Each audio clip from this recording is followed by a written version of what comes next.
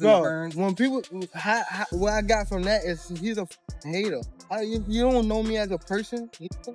Just say you don't like me. Like, you don't know me. Like, you feel me? And I don't give a fuck. Him. If everybody including Will, I mean, Will. Fuck. Same question for you. You're a proud father. There's a big difference between simple trash talk and what Terence Crawford just did. When Bud went live and took direct aim at Gervonta Davis, questioning the strength of Tank's entire boxing record, the situation quickly escalated beyond ordinary fight talk. Crawford's comments sent a clear message, and now Gervonta Davis has answered publicly, and he's coming back with plenty to say. If we was to fight right now on the streets, I'll break your fucking neck. And that's on my kids. And you know it, I know it, and the whole world know it. And I'm not talking about no fighting in the ring. If me and you was to fight outside, I will break your neck. What began with a few comments during a podcast has quickly escalated into a heated exchange between two of boxing's biggest names. Gervonta Davis chose a very different way to respond. Rather than addressing the situation at a media event or speaking through ESPN, Tank went directly to social media, using his Instagram story and an Instagram live session to make his position known. Speaking with obvious frustration and confidence, Davis fired back at Crawford in his own style. His message was simple. They love to talk when they know it's not realistic. Tank clearly believes Crawford's recent callouts are more about generating attention than creating a realistic matchup.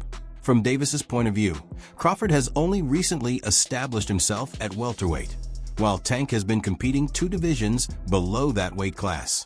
That difference in size and division is a major reason Davis appears skeptical about Crawford suddenly putting him at the center of his plans. I got a question for you, Tank. At 147, how does a fight with you and Terence Crawford look? 147? 147. Shit, I tapped that chain. You know he going to sleep. I already know. I already know he ain't is. got no chance. I already know he is. He said no chance. I got round 5. Shit, I got round 6. We'll go with that. I'm gonna put my money around 6. Davis continued his response by bringing up Crawford's age and questioning his movement inside the ring. He also pointed toward Crawford's commercial success, asking why the numbers have not matched the level of recognition and accomplishments Bud has earned throughout his career. That is where the tension becomes more than a discussion about styles or potential opponents.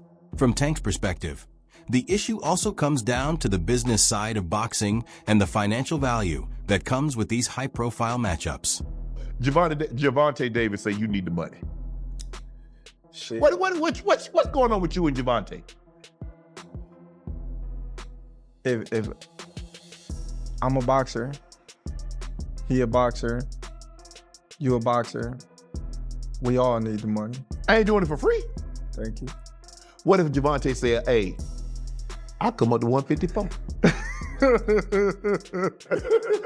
I'll come up to 154 while you talking. Oh man.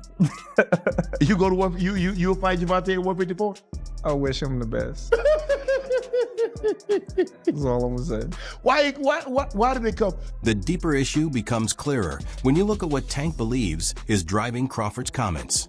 Bud's interview carried the confidence you would expect from an elite champion, but Davis interpreted those remarks very differently. To Tank, it sounded like Crawford was suddenly interested in sharing the spotlight with one of boxing's biggest attractions. Davis also pointed to the timing, suggesting that Crawford's attention toward him became noticeable only after Tank began producing major commercial results. Gervonta has headlined packed venues, generated gates worth tens of millions of dollars, and consistently attracted enormous attention across social media. But at the same time, Crawford's profile with the broader mainstream audience has grown significantly, particularly after his public push toward a fight with Canelo Alvarez. For Tank, that difference in commercial momentum is an important part of the argument. If I was easy work, well, you would take all that money that he's offering you. But yet and still, he want $200 million for Benavidez, and he want $150 million to fight me. So that just lets me know right there that I'm a threat to him.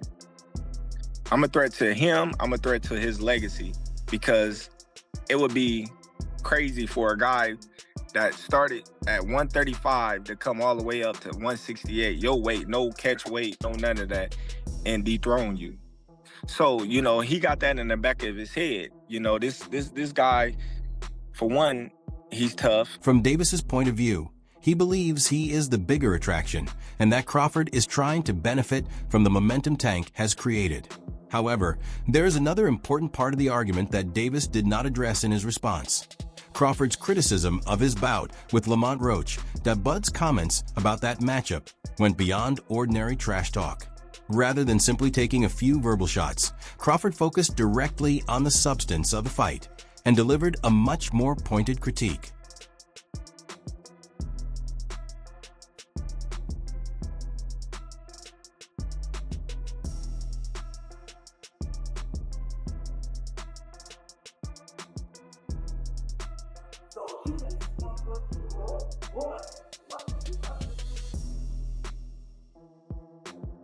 Crawford closely examined several moments from Tank's performance, focusing on details that he believed deserved more attention.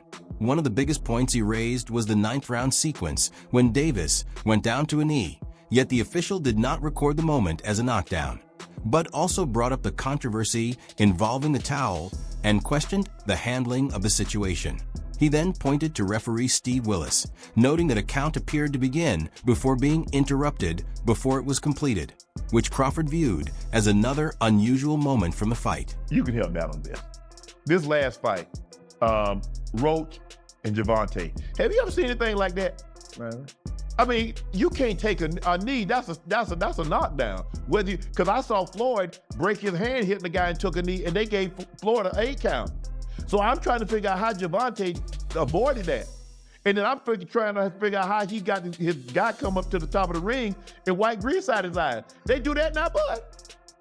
I guess that's part of the new, you know what I mean, boxing era. When you saw that, tell me when you saw this, you saw him take a knee.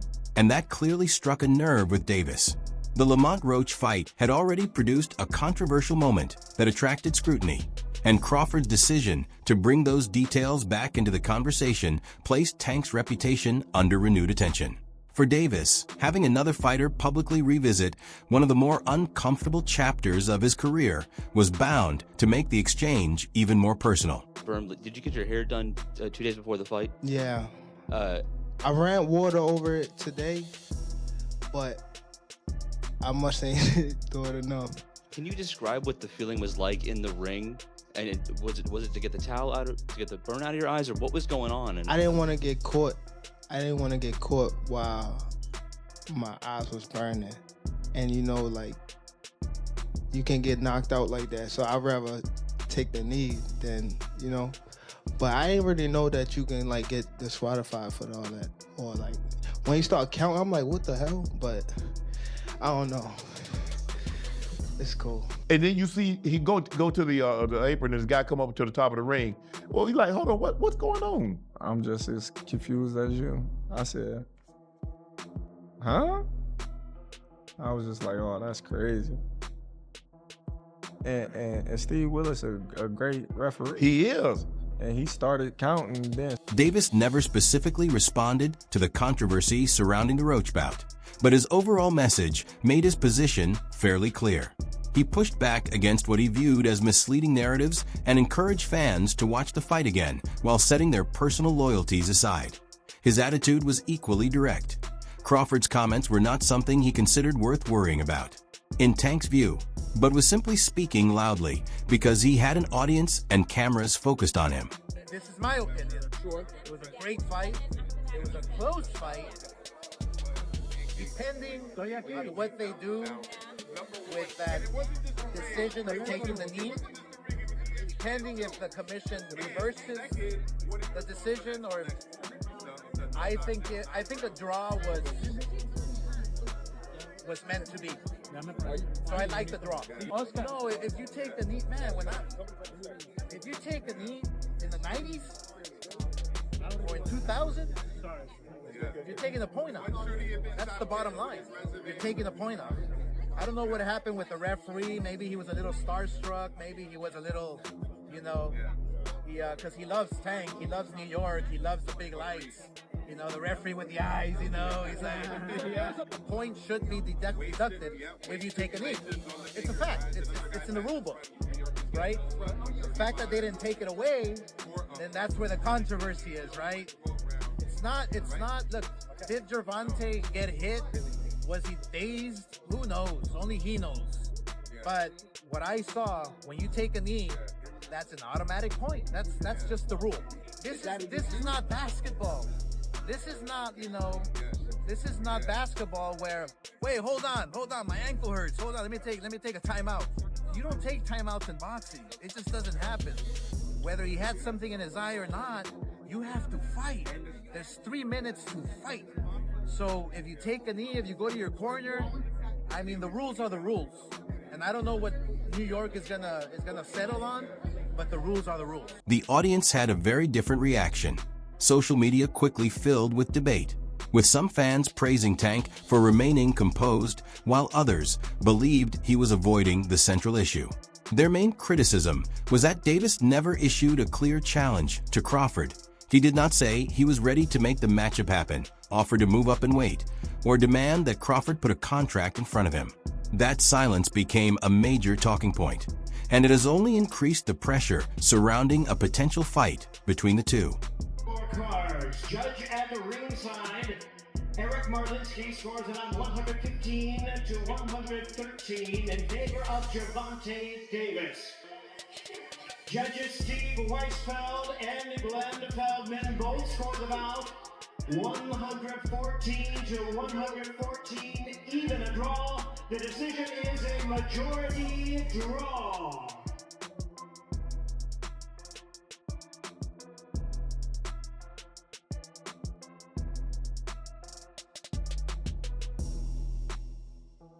If Davis truly believes Crawford's comments have no substance, fans naturally wonder why the two men should not settle the disagreement inside the ring.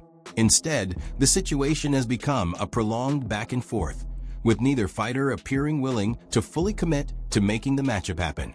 There is also an important factor that often gets overlooked: the difference in size. Crawford has established himself as a natural welterweight, while also competing successfully at 140 and moving toward the 154-pound division. Davis, meanwhile, has spent most of his career around 135 pounds and has had very limited experience competing significantly above that range. Moving up several weight classes involves more than simply accepting a tougher challenge. A fighter has to determine whether his body can handle the additional size without sacrificing speed and explosiveness. There are also questions about durability and whether a fighter's punch resistance will remain the same against naturally bigger opponents. That helps explain why Davis has not made an immediate jump to 147, where the physical demands can be very different. Crawford, however, should not be dismissed simply because he is getting older. He remains technically sharp, quick, and highly experienced. Davis may view the situation differently, though. From Tank's perspective, an older Crawford could potentially be more vulnerable to the kind of powerful shots that have become a trademark of his own style. That creates an interesting question about what this matchup would actually represent. Would Crawford be pursuing another major achievement for his legacy, or could moving toward Tank create a serious risk for his career? And from Davis's side, would accepting the challenge strengthen his legacy or expose him to an opponent whose natural size could become a major problem? There is a useful comparison when looking at another major comeback. Mike Tyson's return against Jake Paul generated enormous attention. The promotion dominated social media, attracted worldwide headlines, and produced major financial interest, with celebrities and fans treating the event like a massive spectacle. Once the action began, however, Tyson's limitations became much more noticeable. His age, reduced speed, and lack of the physical sharpness he once possessed made it difficult for him to match Paul's younger body and conditioning. Tyson showed determination and brought the experience and reputation of a former heavyweight champion. But those advantages were not enough to overcome the physical gap. The event was financially successful, but the result also created difficult conversations about Tyson's legacy.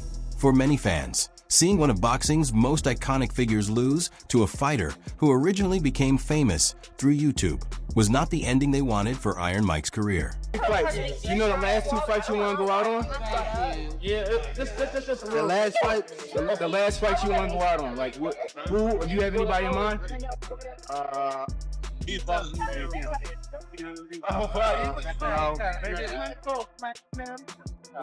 No, I'm saying no. I don't have no name right now. But I got somebody I want to call out after this fight. You said you got somebody you want to call out after this fight? Yeah. Who is that? I'm not gonna tell you. Is it Lomachenko? Somebody asked Lomachenko. All right. Turkey said he got your 2 Ferraris ready. What you think about that? Oh, Turkey said he got your 2 Ferraris ready. I need 3 now. Yeah. Steven Espinoza said Shakur turned down a 1-fight deal to fight you because he wanted a multi-fight deal. What's your thoughts on that? You're not worth it. You're not worth no multi-fight deal. You're not even worth it. Come on, man. Bam got to fight somewhere else and prove himself, and then, like, you feel me? You know how they got UFC and, like, the underground shit? He got to fight on the underground shit and get that. You gotta go to the G League. You have an idea what... If Davis makes the move to welterweight before his body is prepared for the jump, he could face serious physical challenges. Entering a heavier division without developing the necessary strength and conditioning could create problems with endurance. And one defeat at that stage could have a major effect on his reputation and commercial appeal. In today's boxing landscape, even a single loss can dramatically change how a fighter's brand is viewed. However, Davis insists that avoiding defeat is not the reason behind his approach. During his Instagram Live appearance, he emphasized that he is not avoiding opponents and simply wants to make decisions based on what he believes is the right timing. That raises an important question. Is Tank being strategic, or is he being overly cautious? Crawford has built much of his reputation by accepting difficult challenges. He has repeatedly stepped into high-risk fights and delivered performances that exceeded expectations, including victories over opponents many believed would provide him with a serious test. In some cases, Crawford made those matchups look surprisingly comfortable. Davis, meanwhile, has followed a more carefully managed career path. His team has generally been selective when choosing opponents, with various conditions or circumstances sometimes surrounding his fights. Those have included weight-related stipulations, changes in opponents, or carefully chosen bouts designed to keep his career moving forward.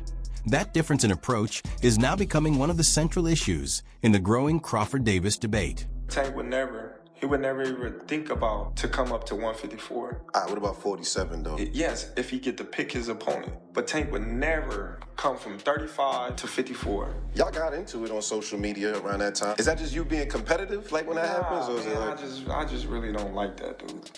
Why though?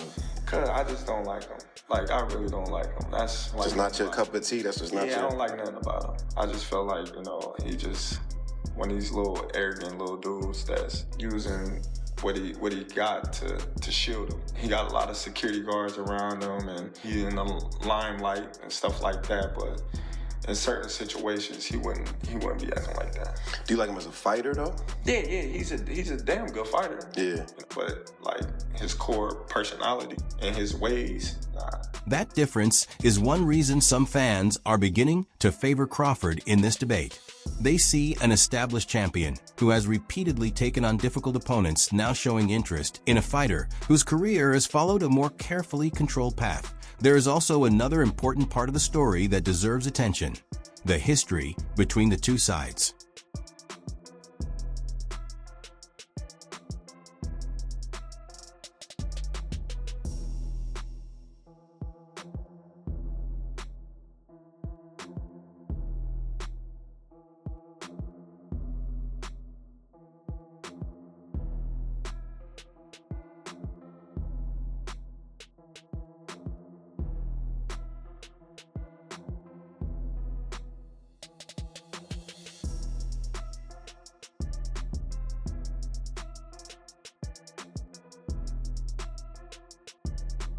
Davis and Crawford are not completely unfamiliar with one another.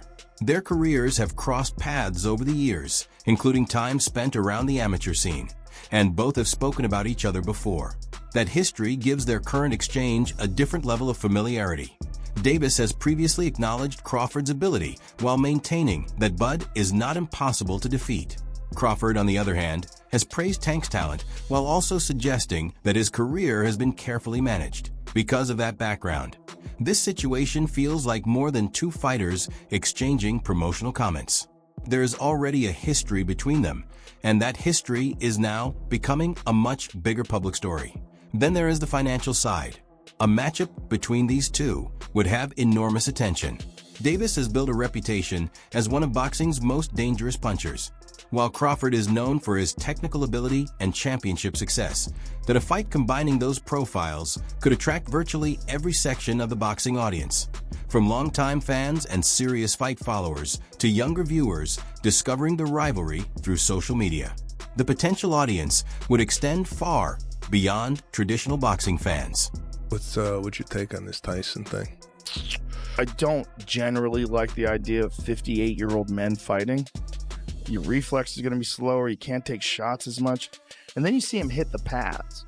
And you go, Jesus Christ, man. I mean, this is still fucking terrifying. He still has the ability to deliver those punches. And if any one of those hits anybody, they're fucked. There's a video of Tyson hitting the bag as a 19-year-old.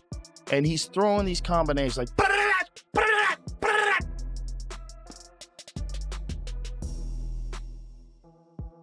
And he's 210 pounds. It's insane to watch. Yeah. He was so fast.